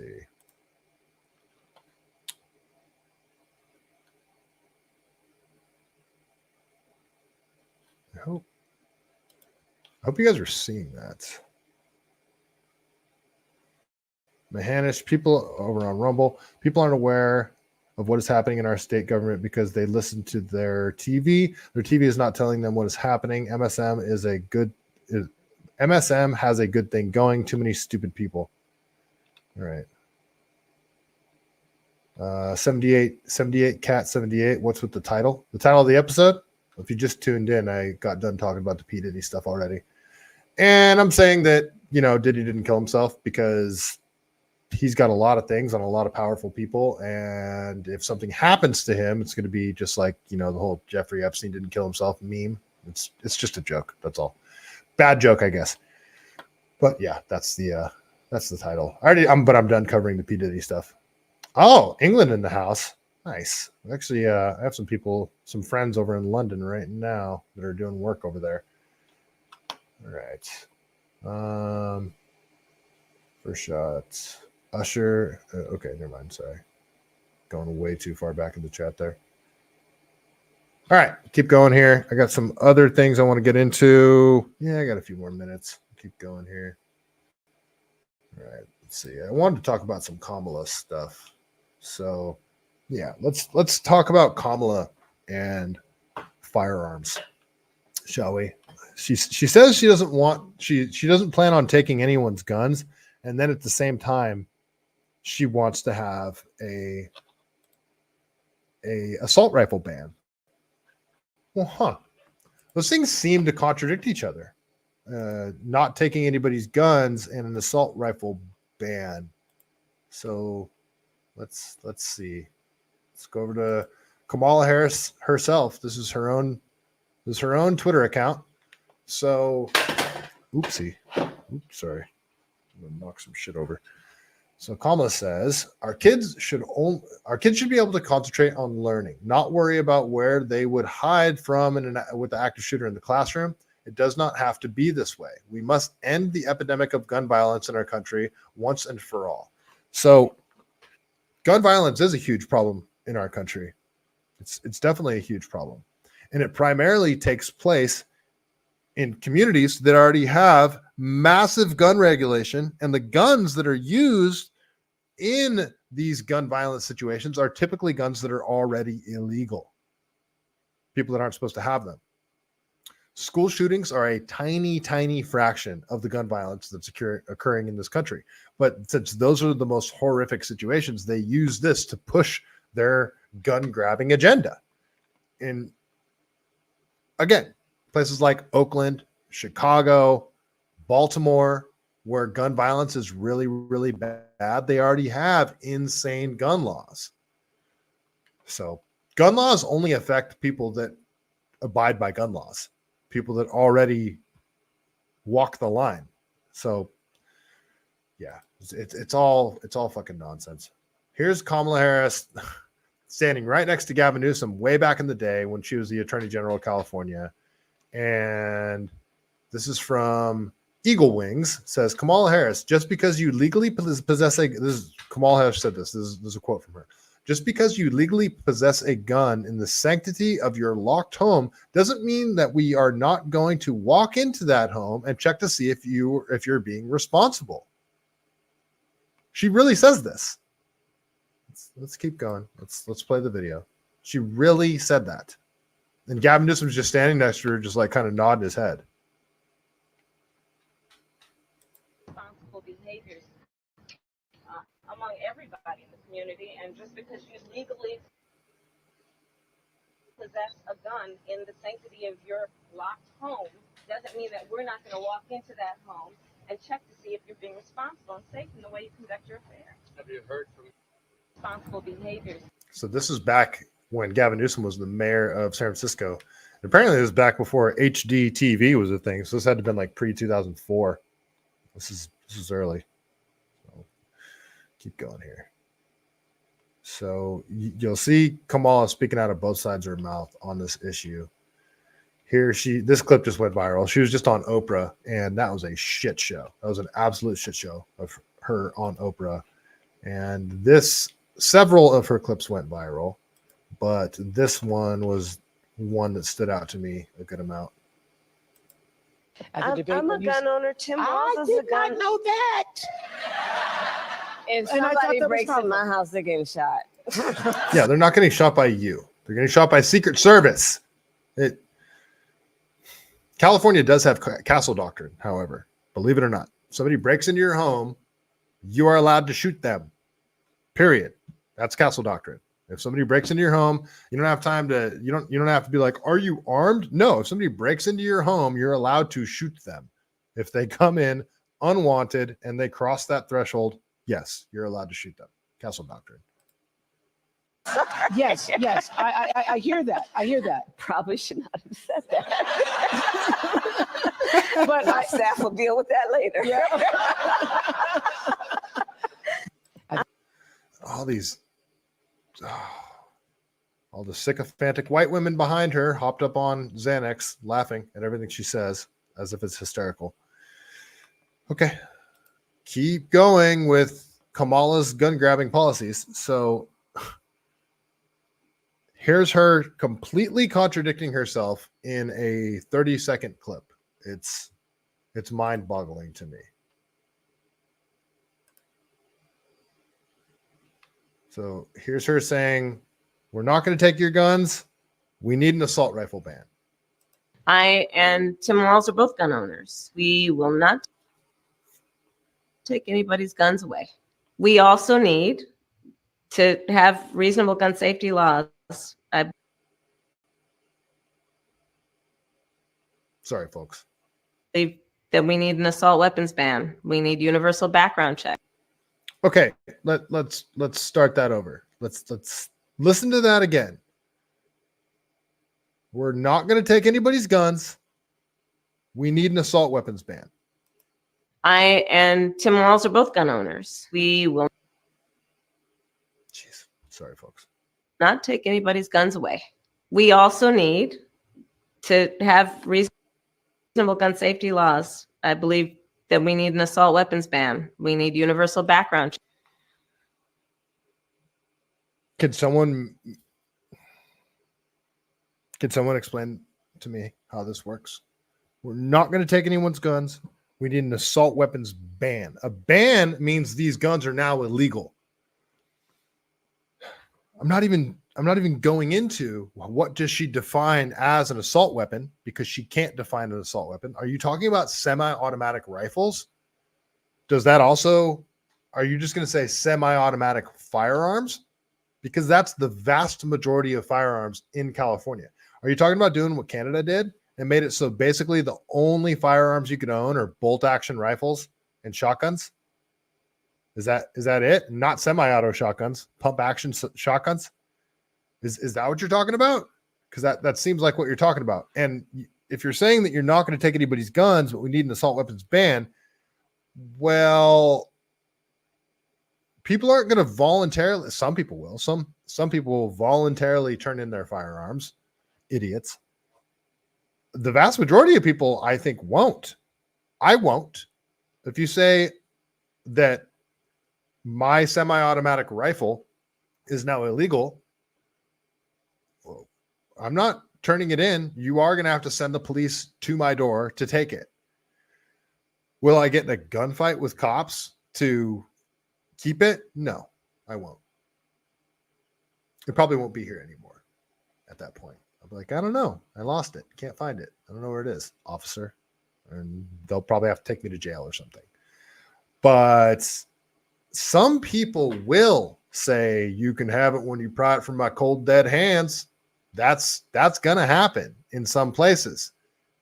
And what will that result in? It will result in shootouts. It will result in dead police officers, and it will result in dead citizens if she goes forward with her policy of banning assault weapons. That will happen. Anybody can see this coming from a mile away, especially with America's gun culture. And I think the vast majority of police officers can be like, yeah, I'm not going door to door to confiscate people's firearms. She would have to bring in the military to do it. Like, I'm not going to take your firearms. I want to ban assault weapons. Okay. She keeps saying those two things at the same time, and it doesn't make any sense. It's maddening. And yeah, I don't know. And here's her nodding her head during the State of the Union address when Joe Biden was all hopped up on the good drugs and he got through that thing. Remember this is back when they were saying Joe Biden is sharp as a tack. He's sharp as a whip, sharp as a tack. You know how sharp tacks are. Let's listen to Joe Biden talk and Kamala just nodding her head when he's talking about an assault weapons ban. A ban on assault weapons and high capacity magazines. And high capacity magazines, which his definition of that is anything more than 10 rounds. Again, that's what California has done. 10-round magazines. Pass universal background checks. And we already have universal background checks. Like, I don't know what he's talking about. They always say this. When you go purchase a firearm, they run a background check on you right then and there through the FBI database. They'll turn around and tell you, no, you can't own a firearm if you're a felon or whatever. They already have these. I don't know. And I don't know what they're talking about with like the gun show loophole either. I need to find this loophole that they speak of. No, I don't. Cause I mean, I'm not a convicted felon, so I can purchase a firearm, but yeah, here's Kamala cheering it on.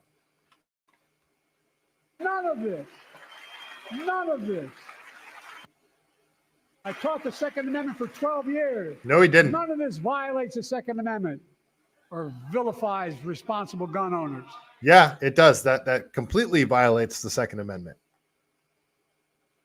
And you didn't teach law. Like, what are you talking about? Like, oh, Kamala just agreeing with him. Okay. All right. Let's keep going here. It's probably the last one. Okay, here's again. This is from Kamala's own Twitter account. She says, "It is a false choice to suggest you are either in favor of Second Amendment or you want to take everyone's guns away. I'm in favor of the Second Amendment, and I am in favor of an assault weapons ban, universal background checks, and red flag laws." What? I am in favor of the Second Amendment, and I am in favor of an assault weapons ban. No, that's not how it works. And this is what makes people think that she's dumb, because she was the Attorney General of California. She knows what she's saying is gobbledygook. Does she really believe this stuff? Like, that's what I don't get. Does she really believe it? I don't get it. I don't understand. Make me understand. Can somebody explain that to me? How does it work? Oh, it's so frustrating. All right, folks. Let me see. There's other stuff I have pulled up, but I wasn't gonna go after 2 hours. Yeah, I'll leave this for later this week. I need to find a way to do another stream this week in the middle of the week. I was supposed to have a guest tonight, actually. Mel K was supposed to come on the show, but she couldn't make it this evening. So we're going to reschedule for another time. I'm not sure if it'll be next week. Maybe it'll be sometime during the week. Maybe I'll start doing some pre-recorded stuff and releasing just shorter videos talking about one topic at a time. I'll probably get better views if I do that. But I do this for fun. I do this because I enjoy it. I do this because I need somebody to rant and rave to. And some of you guys actually hang out for the entire show and talk to me, and it makes me happy. So thank you guys so much for hanging out in the chat and, humoring me while I complain about all sorts of different things going on in California and our insane country that we live in. So yeah, that's pretty much all I got for this evening. Thank you guys so much for hanging out. I'm gonna go try and get a little bit of a run in before I eat dinner here. All right, yeah, that was fun. The RGS, Armed Ape, Mahanish, over on Rumble, Northside. See, did I get all you guys over on Rumble? I think I got all you guys. Jack Downing, nice to see you. Searching, watching from London right now. What time is it in London? London's 8 hours ahead, I believe. So, man, really? It's like 4 a.m. over there, isn't it? Wait, am I tripping? No, it's like 2 a.m, isn't it? Pretty late over there, isn't it? Let's see. Wait, there's 2 of you guys. There's 2 of you guys watching from London. I got 78 Cat 78 in England. Well, I don't know if you're in London. Then I got Searchin over on X watching from London. So that's kind of cool. That's actually very cool. I am international, folks. Wally World, Shayna, Maddie Bracco, my London friends, Searchin, Jack Downing, 78 Cat 78. Thank you guys so much for hanging out. Before we get out of here, we do it for the end of the episode. We got to read a joke from the greatest book ever written, The Truth About Chuck Norris. First shot, Tom McDonald produces his own music, so they can't cancel him. Yeah, that's a good point, too. Cali Girl, always good seeing you. Thank you so much for hanging out. So happy you got to listen live. Me too. So happy when you guys hang out and join the chat and all that good stuff. All right, Chuck Norris joke of the evening. Let's see what we got. Okay. All right, here we go. I read part of the joke. I don't know if it's good. You guys know how it works. Sometimes it's good. Sometimes it's not. Chuck Norris joke of the evening. Here it is. By presidential decree, every time Chuck Norris trims his beard, the whiskers are gathered and buried at Arlington Cemetery with full honors. And on that note, stay Cali-based.